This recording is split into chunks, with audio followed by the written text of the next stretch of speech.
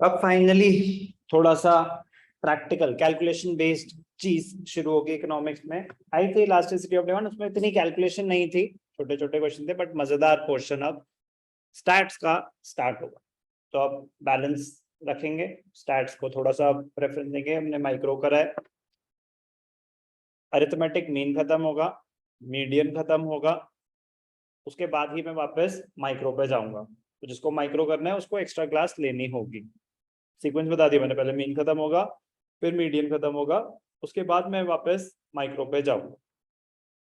Arithmetic mean unit है, unit measures of central tendency. Arithmetic mean उसका एक part है, बड़ा ही इजी, बड़ा ही स्कोरिंग, बड़ा ही इंटरेस्टिंग चैप्टर है, light chapter, easy. Measures of central tendency. Measures of central tendency, a single value which is used to represent an entire set of data. आपकी average performance क्या रही? 55%। तो एक वैल्यू पूरी class की performance को reflect कर रही है। यही अगर वो होती 75% तो एक अलग इंटरप्रिटेशन है, यही होती वो 90% तो वो एक अलग इंटरप्रिटेशन है। बट एक सिंगल वैल्यू पूरी क्लास को रिप्रेजेंट कर रही है। बट इसका मतलब ये थोड़ी ना कि जिसके 90% आए हैं उसके भी 55 ही थे। क्या वही सिंगल वैल्यू सबने स्कोर करा होगा? No. But is that single value, for example चलो मार्क्स की बात करें, आपके कितने मार्क्स आए इको में? 50 ठीक है, तो 50 डिवाइडेड बाई 80 62.5%। आपके कितने आए? 53, तो 53 डिवाइडेड बाई 80 62.5%। 62 सिंप्लीफिकेशन के लिए आपके 66 हो गए, 62 66। आपके कितने आए? Out of 76.5 out of 80 is 95, हम 95.6 95% सिंप्लीफिकेशन के लिए ले लेते हैं। 62 66 95। आपके कितने आए? आपका 30 मार्क्स का था, कितने आए? 24 डिवाइडेड बाय 30, 8 3 24, 80%। अब किसी के 80 है, किसी के 95 है, किसी के 62 है, किसी के 66 है। राघव आपके कितने हैं? 60 आउट ऑफ 80 75%। अब सोचो कि 5 ही बच्चे थे क्लास में, एक के आए 80%, एक के आए 75%, एक के आए 62, किसी के 66, किसी के 40 भी होंगे, किसी के 95 भी हैं। बट मैं कह रहा हूँ कि क्लास एवरेज क्या है। अब अगर बात करें तो 95 plus 80 plus 62 plus 66 plus 75, total करा कितने बच्चे हैं? 5 डिवाइडेड बाय 5, 75.6 75% क्लास एवरेज होगी। जबकि 95 भी थे, 80 भी थे, बट एवरेज 75 आई। ऐसा क्यों? क्योंकि 60s में भी थे, 62 भी थे, 66 भी थे। बट टीचर को पता है क्या रिप्रेजेंट करती है? टीचर को रिप्रेजेंट करती है क्लास एवरेज। समझ रहे हो कि क्या कहना चाहता हूं? कि क्लास एवरेज मेरी परफॉर्मेंस है, क्योंकि वीक स्टूडेंट के अच्छे नंबर लाना भी तो मेरे काम है। और वीक क्या होता है? जिसने अपना काम अच्छे से नहीं करा, वो उस मोमेंट के लिए वीक है। कितने आए आपको आउट ऑफ 80?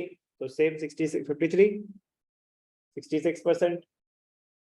आपके अभी आए नहीं, लेकिन आपने माहौल सेट करना शुरू कर दिया मुझे रात को मैसेज भेज भेज के कि एमसीक्यू ये वो। हाँ, तो इसे कहते हैं माहौल बनाना।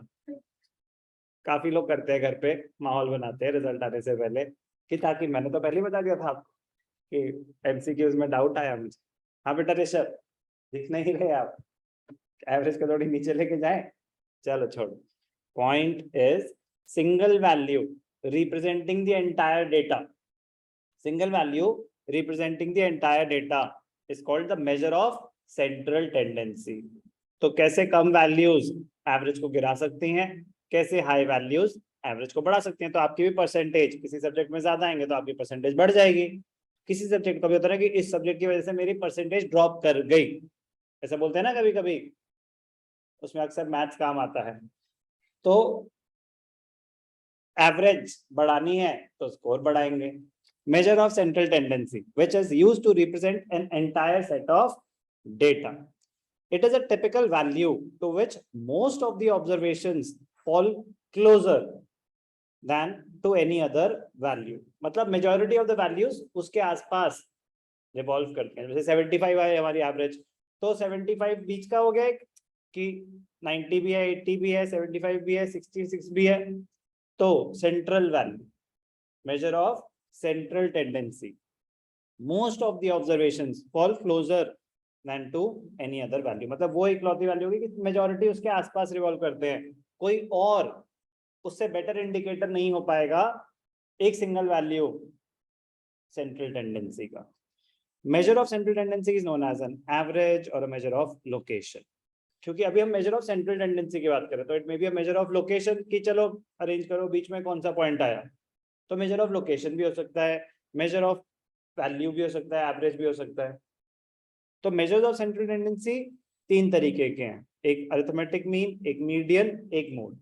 इस चैप्टर में हम किस पे फोकस करेंगे, सिर्फ और सिर्फ arithmetic mean. Measures of central tendency एक पूरा हेड है, उसमें एक सेंट्रल टेंडेंसी है arithmetic mean, also known as mathematical average. What do you mean by an average? In the words of Clark and Sicard, an average is an attempt to find one single figure to describe all the figures. Same बात हो गई, one value which is used to represent the entire set of data. In the words of Croxton and Cowden, an average is a single value within the range of the data that is used to represent all the values in the series. Similar, just read once. Types of averages: mathematical averages, positional averages, commercial averages. Mathematical averages, arithmetic mean, geometric mean, harmonic mean. हमारे course में sir arithmetic mean. Mathematical averages, calculation based. Positional averages, median and mode, दोनों हमारे course में। Commercial averages हमारे course में नहीं, पर 3 type की averages होती हैं, एक mathematical average, एक positional average और एक कमर्शियल एवरेज। हमारे कोर्स में सिर्फ मैथमेटिकल और पोजिशनल है। मैथमेटिकल में सिर्फ और सिर्फ अरिथमेटिक मीन है, ना तो ज्योमेट्रिक मीन है, ना harmonic mean. Positional average, median mode दोनों है, कमर्शियल एवरेज कोई भी कोर्स में नहीं। In the present chapter we would just be focusing on the mathematical average, arithmetic mean. What do you mean by arithmetic mean? It is defined as the sum of the values of all the observations divided by the number of observations. तो जो मैंने अभी करा, that is the definition of arithmetic mean. Sum of all the observations. आपके कितने आए, आपके कितने आए, आपके कितने आए, आपके कितने आए, आपके कितने आए। 5 ऑब्जर्वेशंस थी, सम ऑफ ऑल दी ऑब्जर्वेशन, मैंने पांचों का टोटल करा, divided by number of observations. तो डेफिनेशन लिखनी भी आनी चाहिए, बट मैं कह रहा हूँ डेफिनेशन से अंडरस्टैंड कर सकते हैं कैलकुलेट करने का तरीका भी। Arithmetic mean is defined as the sum of the values of all observations divided by the number of observations. It is ordinarily known as mean और average by the common man. It is usually denoted by x bar, arithmetic mean. Kinds of arithmetic mean: simple arithmetic mean, weighted arithmetic mean. तो पहले हम understand करेंगे कि simple क्या होता है, फिर हम करेंगे कि weighted arithmetic mean क्या होता है। Meaning of arithmetic mean clear? अब आते हैं हम एक एक करके कैलकुलेशन पे।